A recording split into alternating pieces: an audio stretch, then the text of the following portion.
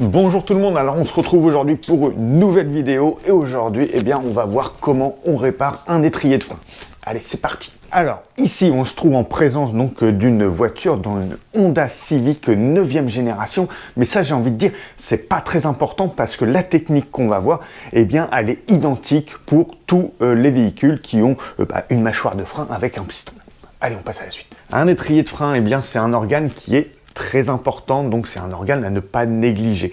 Un étrier de frein, ça fait partie de la sécurité de la voiture et donc là aujourd'hui on va voir la méthode pour remettre en état donc un étrier de frein qui serait abîmé pour le remettre en bon état de fonctionnement.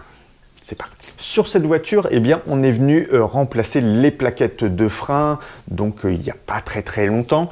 Et en faisant les plaquettes de frein, on s'est aperçu qu'il y avait un des soufflets qui était abîmé, qui était endommagé.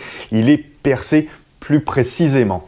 Alors on pourrait très bien rouler comme ça parce que la voiture fonctionne très bien, mais seulement avec le temps, il y a de la poussière, notamment la poussière de frein qui va se glisser entre le piston et le soufflet. Il y a également l'humidité qui va venir s'infiltrer et qui dit humidité dit rouille, qui dit rouille dit pas bon du tout. Parce que la rouille va venir altérer donc l'efficacité du frein, du piston et voire même se gripper. Ici, on s'en est rendu compte assez rapidement qu'on avait un soufflet qui était endommagé. Tout simplement parce qu'on est venu remplacer donc les plaquettes. Maintenant, quand c'est pas le cas, quand on n'a pas pu constater l'état des soufflets, quels sont les symptômes qui peuvent nous alerter? Je vais vous faire la liste. Il y a plein de symptômes, donc si vous avez le moindre symptôme, vous vérifiez vos étriers. Donc voilà, donc si vous avez des grincements, si vous avez une roue qui freine, si vous avez la voiture qui tire sur le côté, si vous avez la voiture qui vibre, je répète, qui vibre lorsque vous freinez, etc., une odeur de brûlé. Bref, vérifiez vos étriers de frein, le bon fonctionnement, qui ne soit pas endommagé. Vous avez peut-être un étrier qui est abîmé. Ça y est, c'est parti. Donc, on va venir commencer par retirer la roue. Évidemment, on va lever la voiture, on sécurise et on se retrouve tout de suite après. Voilà, ça y est, on se retrouve. Donc, on a retiré notre roue et maintenant, on a accès au système de freinage. Donc, on a nos disques, nos plaquettes avec la fameuse mâchoire qu'on va devoir démonter. Donc pour ça, c'est très simple. On a deux boulons qui se trouvent juste derrière. Donc on va venir les démonter. Alors ici, on a une petite spécificité parce que on est sur une roue arrière. Donc on a un frein à main. Donc pour avoir un peu plus d'amplitude, il va falloir débrancher, déconnecter le câble de frein à main. Donc rien de bien méchant, on passe à la suite, on se rapproche. C'est parti, donc on va venir dévisser tout simplement. Hop, la même chose en bas.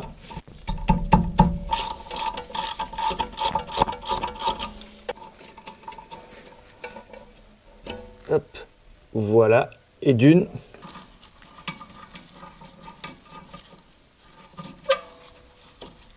Et de deux. Allez, on continue et maintenant on va venir donc défaire le câble de frein à main, donc qui est juste ici. Donc pour ça, évidemment, on va desserrer le frein à main. Ça va être beaucoup plus facile.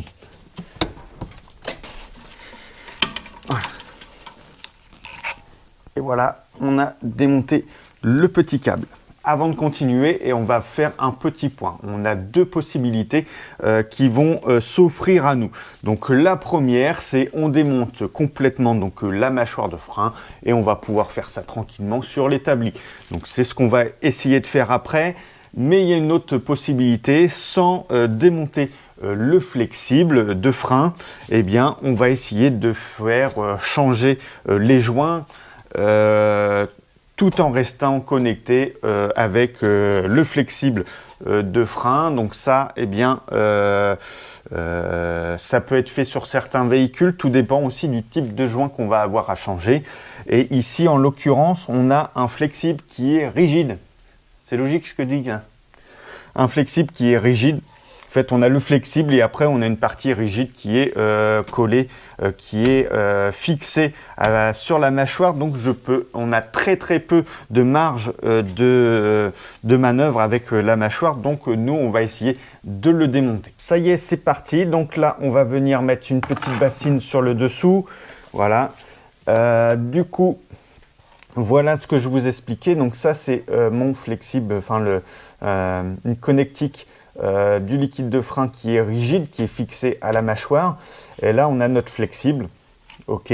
Du coup, on va essayer, on va le démonter à ce niveau-là. Donc, on va venir pincer le flexible pour éviter qu'il y ait du liquide qui sorte. Une petite pincetto, je vais venir pincer pour éviter que ça sorte, du moins le moins possible. On va mettre un petit coup de nettoyant pour éviter. Donc là, hop, voilà. Donc là, c'est fait.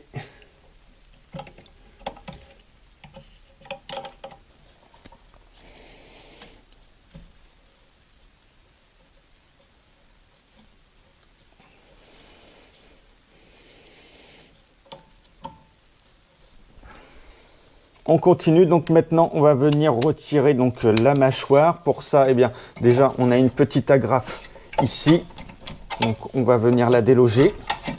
Voilà, donc c'est ce qui maintient les plaquettes. Voilà, donc là ça vient tout seul. Donc là on n'a plus rien de connecté.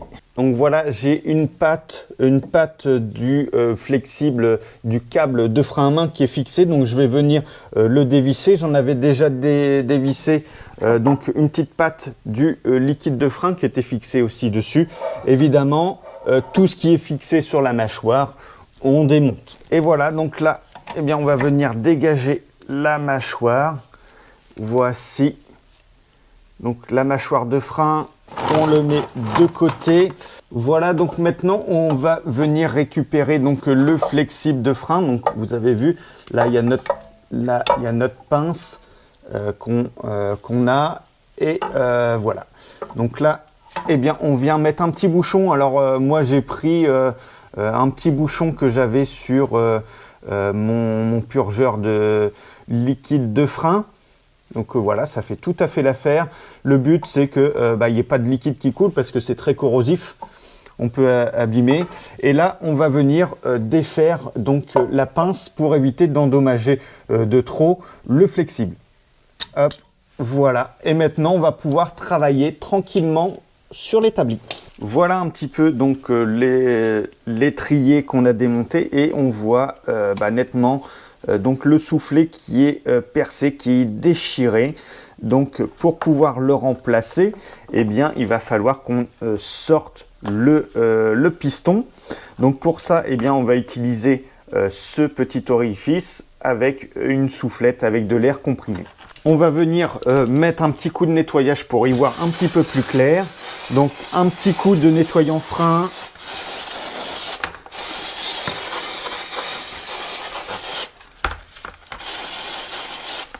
Voilà. On va venir tester. Ok. Voilà, donc on est venu fixer donc la mâchoire, l'étrier sur un étau pour éviter que ça bouge. On a récupéré donc une plaquette. Voilà.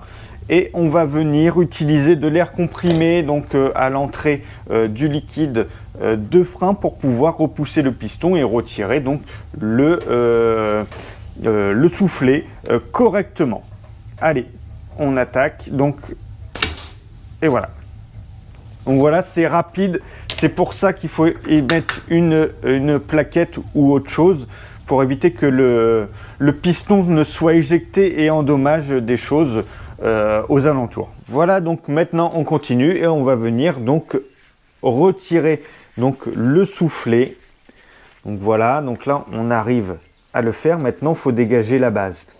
Donc pour dégager la base, on va prendre un petit tournevis plat avec un petit marteau et puis on va délicatement tapoter pour extraire donc le soufflet. Donc là, le piston, il est encore engagé. Voilà, et on n'arrive pas à le sortir.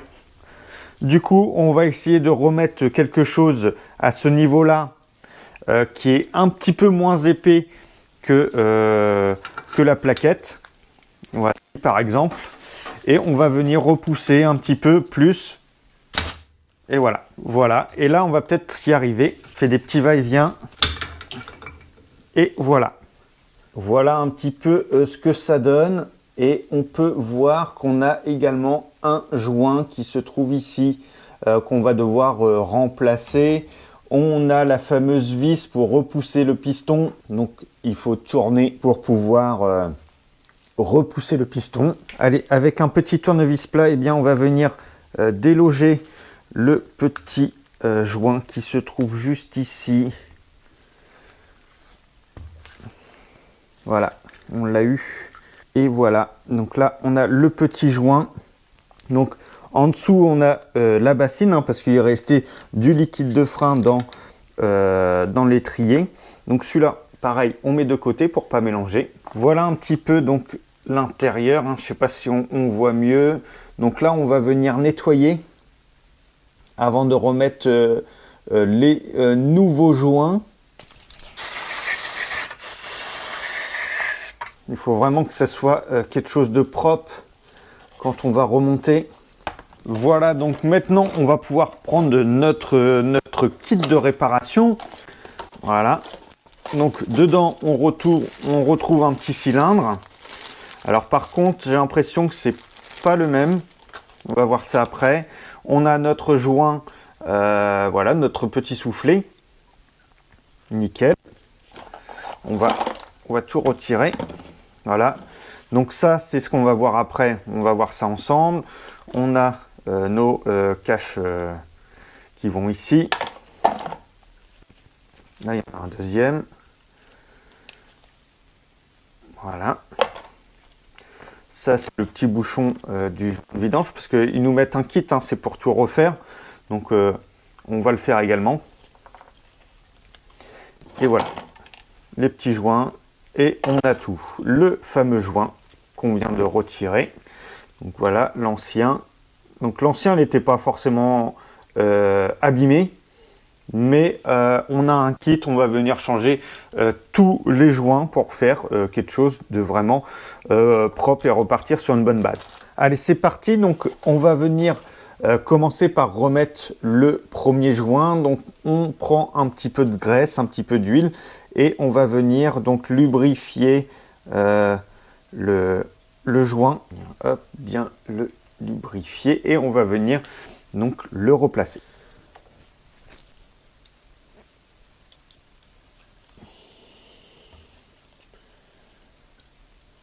Et voilà. Et voilà, désolé, j'ai pas pu tout montrer, mais mon joint il est remis correctement, il est graissé.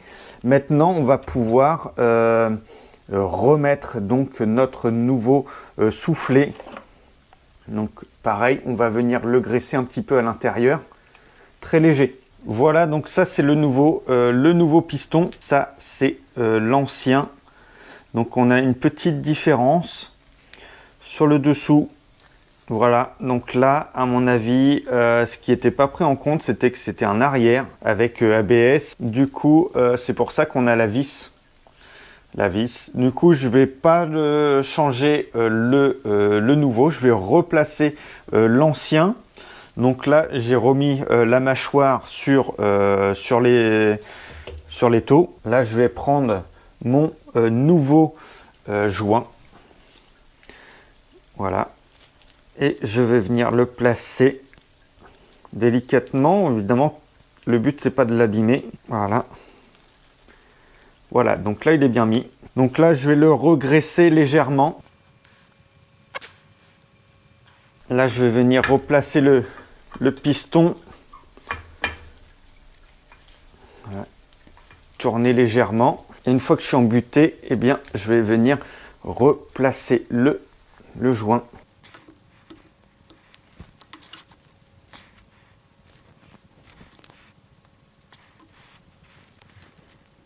Voilà, donc maintenant on va repousser le piston. Donc pour ça, eh bien, soit on repousse piston, on fait attention que le joint ne bouge pas.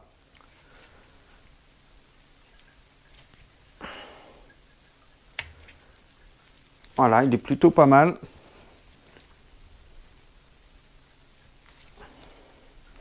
Et voilà, donc là on est pas mal.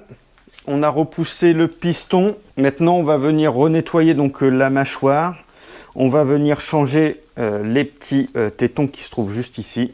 Allez, là on va venir retirer donc la petite tétine qui se trouve là. On va prendre un nouveau.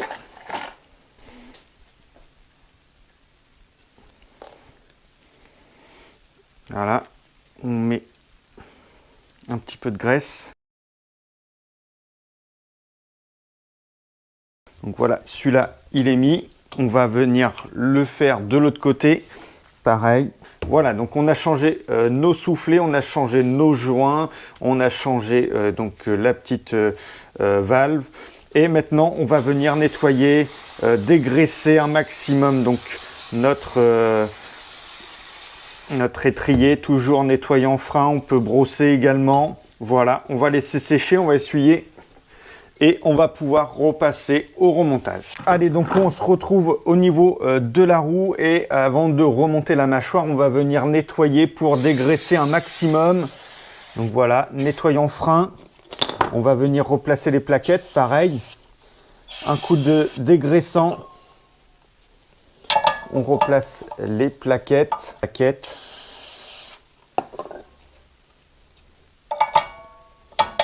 Voilà. Allez, on continue. Maintenant, on va venir placer donc la mâchoire. On va venir mettre nos tétines, là, l'autre également. Voilà, donc on va venir remettre notre support et le flexible. Donc pour ça, eh bien, on va venir remettre notre petite pince. Voilà, on va venir... Hop.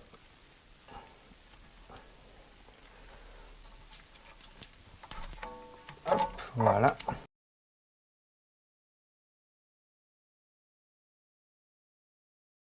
Et maintenant, on va venir resserrer donc le flexible. On retire la pince. Surtout, on renettoie parce que c'est très corrosif. Hein. On nettoie bien. Donc, le fait de bien nettoyer aussi, ça va nous permettre de voir après si y a des suintements, si il n'y a pas de fuite sur ce qu'on a fait. Ça y est, donc on a remonté donc l'étrier et maintenant, eh bien, on va venir vérifier donc le niveau du liquide de frein. Donc ici, je suis encore sur le maxi, mais je n'ai pas encore pressé la pédale pour rapprocher le piston sur les plaquettes. On va également faire donc une purge du liquide de frein. Donc ça, je ne vais pas le filmer parce que sinon la vidéo elle va durer 3 plombes. Et surtout, c'est une vidéo que j'ai déjà faite. Du coup, je vous la mets en description de la vidéo. Je vous mets un lien ici également. Et donc voilà, surtout bien refaire le niveau, vérifier qu'il n'y ait pas de fuite et c'est reparti. Voilà. J'espère que cette vidéo, eh bien, ça va vous servir, que ça vous aura aidé. Bref, tout ce que vous voulez. Si c'est le cas, eh bien, on n'hésite pas à mettre un pouce. Vous pouvez même partager avec tous vos amis. Évidemment, on s'abonne. Ça fait plaisir et ça mange pas de pain. Ok? Je vous dis à bientôt.